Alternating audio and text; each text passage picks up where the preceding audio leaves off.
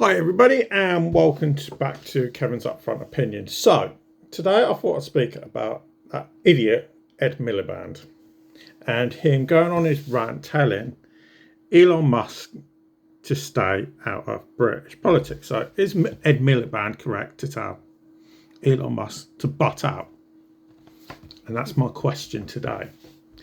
Because my view is one of the most powerful things that we have in Western democracy, to a degree, because we don't really have it, is free speech, freedom of the press,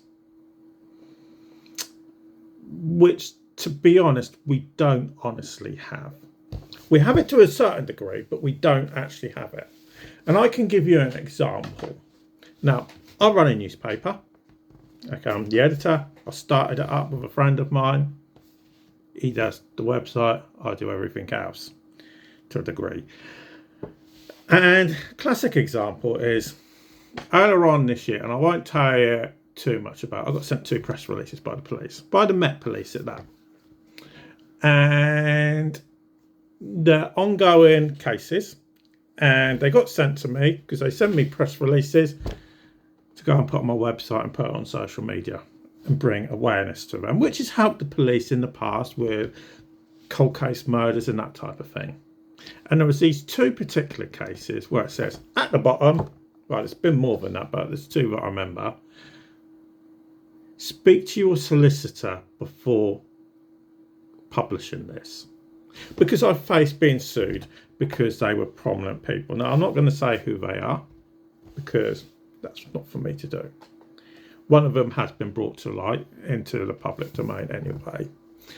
So the thing is, we don't have free press as much as the likes of Tommy Robinson like to say that journalists and everything. You know, I'm not really a journalist.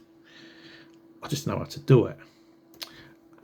So we don't have it, but we have it to a degree. And we have freedom of speech to a degree. As long as you don't go and do something stupid and say something stupid, which could be seen as inciting racism or prejudice or inciting violence in any way, you're okay at the end of the day. We can all do that. You know, I can go and speak about immigration, but I've got to be careful what I say. You know, as long as what I say is truthful, and there's no lies in it, I don't see anything's wrong.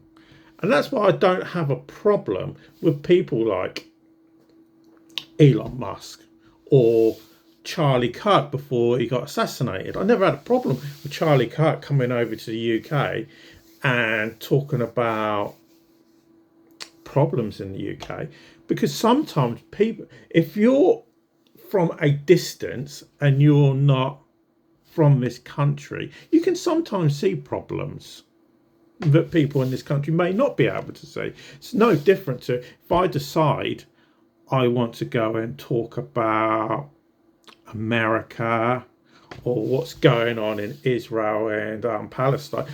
To be honest, I'm going to talk about that because I don't really understand it myself.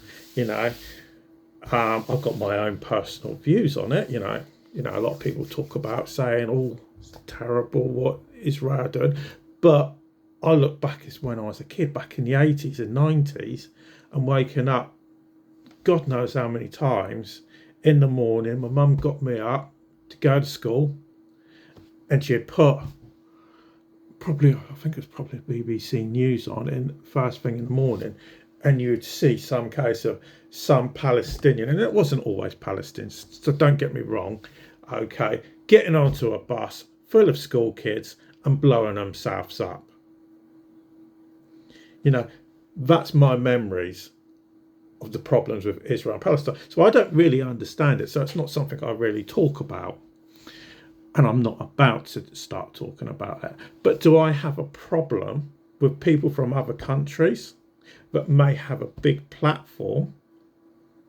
No, because they might actually bring something to the table. The problem is when you've got people like Ed Miliband, who's proven over the years that he's, what's a polite way to put it, full of shit, when you go in, say, before the last election, I will make sure I will bring down your energy bills, and all you've done is whack them up and spend a shed load of cash on creating an energy company and putting it into the hands of private companies, and actually done nothing.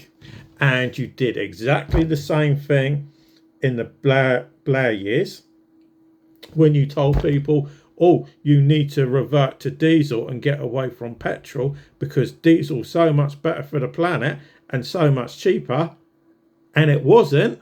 You know, you got a track record of ripping off the general public, whether you want to admit to that or not.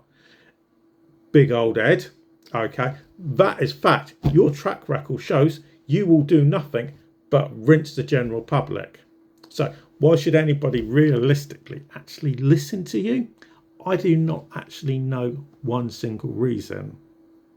Because in all the years in politics, I've never actually seen you tell the truth, or actually come out with actually something sensible to say, whether you was leader or whether you had a job for the party that was in government under Tony Blair. Can't remember. I think he was a minister under Gordon Brown and under Keir Starmer.